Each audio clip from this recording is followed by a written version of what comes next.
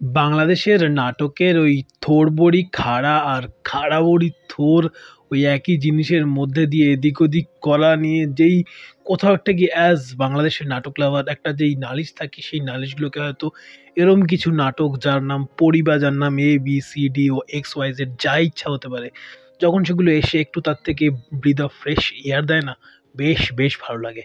কথা হবে এখন এই পরিবারের নাটকটা নিয়ে। দিন 10 হয়ে গেছে ইউটিউবে এসছে। আমি এটা যদি পরে তার নিয়ে কথা বলছি, তো চলুন সেটা নিয়ে ডিটেলে কথা বলবো এবং কেন একটু অন্যরকম এই নাটকটা সেটা থাম্বনেলে লিখেছি সেটার বিশদে তার বিবরণ দেবো। পরিচয় পর্বটা সেরে নিই। নমস্কার, আমি শুভ্রজিৎ এবং আপনাদের সকলকে আরও একবার স্বাগত আমার চ্যানেল ফিল্মি চতুষ্কোণে। তো কেস এন্টারটেনমেন্টের ইউটিউব চ্যানেলে আসা এই পরি নাটকটা, যার ডিউরেশনও যেরকম হয়ে থাকে মোস্টলি 40 থেকে 45 মিনিট, তার মধ্যে রয়েছে মুখ্য চরিত্রে তৌসিফ মেহবুব, তটিনী এবং অবশ্যই সায়ন। নাটকটা বিভিন্ন সময় বিভিন্ন জনরা শিফট করতে থাকে। নাটকটা শুরু হয়, এটা একটা রোমান্টিক আউটার, একটা রোমান্টিক নাটক, একটা একটা কোথাও একটা গিয়ে শান্তশিষ্ট একটা ইন্ট্রোভার্ট ছেলে, তার সঙ্গে কীভাবে একটা এক্সপ্রেসিভ একটা মেয়ের প্রেম হয়ে আসে এবং ওই গদগদ ভাবটা ওটা নিয়ে শুরু হয়। সেখান থেকে নাটকটা শিফট করে ইনভেস্টিগেটিভ ড্রামার পার্টে। সেখান থেকে নাটকটা একটা অন্য এলিমেন্টে চলে যায় এবং তার মাঝখানে ওই এলিমেন্টের কিছুটা টাচ আপনি শুরু থেকেই পাবেন, যেটা কোথাও একটা গিয়ে যেটা নিয়ে আমার নালিশ রয়েছে, আমি সেই পার্টে লাস্টে আসছি। তো বিভিন্ন সময় নাটকটা বিভিন্ন জনরাতে শিফট করতে থাকে। এটা একটা সত্যি আমার জন্য অ্যাটলিস্ট নতুন। বাংলাদেশে অনেকগুলো প্রায় দুয়েক নাটক দেখা হয়ে গেছে এতদিন যাবৎ। প্রায় চ্যানেলে আমার 100 থেকে 150টা নাটকের রিভিউ পর্যন্ত রয়েছে। তো তার মাঝখানে খুব কমই বিকিজাদের মতো কিছু মেকাররা উঠে আসেন, যারা একটা নতুন একটা ওয়েভ নিয়ে আসেন। মানে এই শুধু বাংলাদেশে কেন বলবো, বিভিন্ন জায়গাতে এরকম কিছু দস্যি দামাল ছেলেরা আসেন, যারা ওই কথাটাকে নিস্তরঙ্গ স্রোতের মাঝখানে একদম সমুদ্রের মতো ঢেউ বা তরঙ্গ তুলে দেয় কোনো একটা জলাশয়, স্থবির জলাশয়। তো সেরকমই এরকম মেকাররা আসেন, বাট সেটা খুব কম, খুবই কম। তো সেখানে এই মেকার যিনি কাজ করেছেন, বেশ বেশ ভালো একটা প্রচেষ্টা বলবো। স্পেশালি যেই জনরাটা নিয়ে খেলেছেন, ওই জনরাতে শুরুর দিকে যদি ওই মিউজিকটা নিয়ে দেখুন, আমরা তটিনীর মেকআপ টেকআপ সব কিছুতে বুঝতে পারছিলাম যে জনরাটা কোন দিকে চলছে।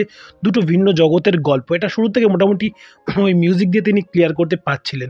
কিংবা তটিনী ইজ ফ্রম অ্যানাদার ওয়ার্ল্ড, সেটা কোথা থেকে ক্লিয়ার হচ্ছিল তার মেকআপ, তার চাহনি, তার এক্সপ্রেশন, তার বডি ল্যাঙ্গুয়েজ সব কিছু দিয়ে, দোলনার মুভমেন্ট অ্যান্ড অল। বাট তারপরে মিউজিকটা আই থিঙ্ক কোথাওটা গিয়ে ওই স্পুন ফিডিংটা যদি না করতেন, আমার মনে হয় না খুব যে নালিশ রয়েছে। তাই ছাড়া একটা নালিশ যেটা রয়েছে নাটকটি, আমি ভালো পার্টে আসবো, ভালো পার্টে আসবো। ভালো বলেছি যে ভালো, তাই বলে শুরুতেই যে একদম নেগেটিভ নিয়ে কথা বলছি তা নয়।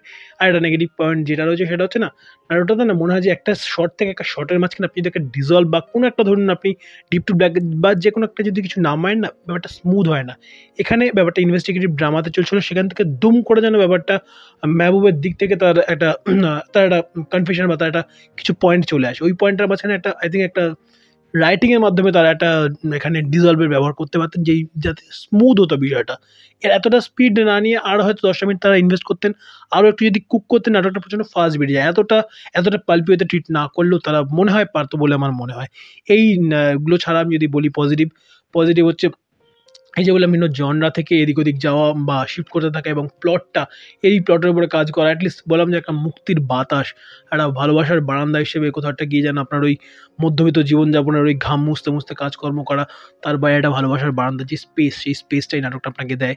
এবং তটিনীকে দেখতে অসম্ভব সুন্দর লাগছিল এবং যেই পারফেক্ট একটা বলে না, মানে কোথাটাকে পারফেক্ট ইমপারফেক্ট যেসব দোলাচলতা, সেগুলোকে সাইডে রেখে, সেই ডাইকোটমিগুলোকে সাইডে রেখে তাকে দেখতে দুর্দান্তভাবে সুন্দর লেগেছে। অ্যাটলিস্ট আমার জন্য এর থেকে পারফেক্ট বিউটি অ্যাটলিস্ট আমার লাগে না। মানে জাস্ট বলছি দর্শক হিসেবে, নাথিং এলস। তো সেই জিনিসটা এবং তার কেন যে তিনি এই মুহূর্তে বাংলাদেশের নাটকের ওয়ার্ল্ডে ন্যাশনাল ক্রাশ হয়ে উঠেছেন, তার আরও একটা উত্তর এই নাটকটা। এবং তৌসিফ মেহবুবের পারফরমেন্স দুর্দান্ত। তিনি যেখানে যেখানে স্পেস পেয়েছেন তিনি ভালো পারফর্ম করেছেন। এর আগেও ভিকিজাদের একটা নাটক শব্দপ্রেম বোধহয়, যদি ভুল না হয় নামটা, তাসনিয়া ফারিনের সঙ্গে ছিল। সেখানেও তার পারফরমেন্স, স্পেশালি একটা রেলিং দিয়ে একটা পার্টিতে ঢোকার সিনে তার যে পারফরমেন্স ছিল, তিনি যেভাবে ওই জায়গাটাতে 4-5 মিনিট ধরে মানে স্লো বার্ন ধীরে কুক করে চরিত্রটার মধ্যে ঢোকে, ওখানে তার পারফরমেন্সটা আমি অনেকক্ষণ ধরে কথা বলেছিলাম সেই নাটকটার রিভিউতে। এখানেও তার পারফরমেন্স দেখবার মতো, তারই উপভোগ করবেন যারা তারা তৌসিফ মেহবুবের ফ্যান রয়েছেন স্পেশালি। এবং পুলিশের ভূমিকা নিয়ে যেই কমেডি-টমেডিগুলো করা হয়েছে, আমি জানি না সেভাবে বাংলাদেশে কাজ হয় কিনা। অনেক জায়গাতে আমাদের কলকাতাতেও পুলিশের ওইসব অপদার্থতার ঘটনা প্রচুর রয়েছে।